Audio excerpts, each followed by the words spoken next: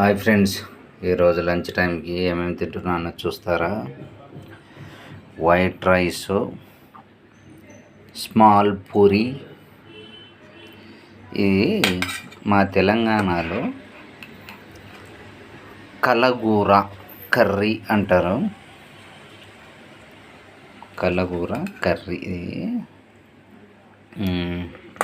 Plus టమాటా పచ్చడి. ఆహా,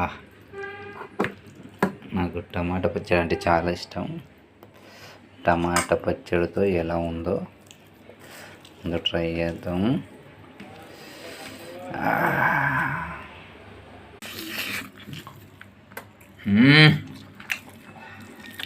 అదుర్స్ కలగూర కర్రీని ట్రై చేద్దాం.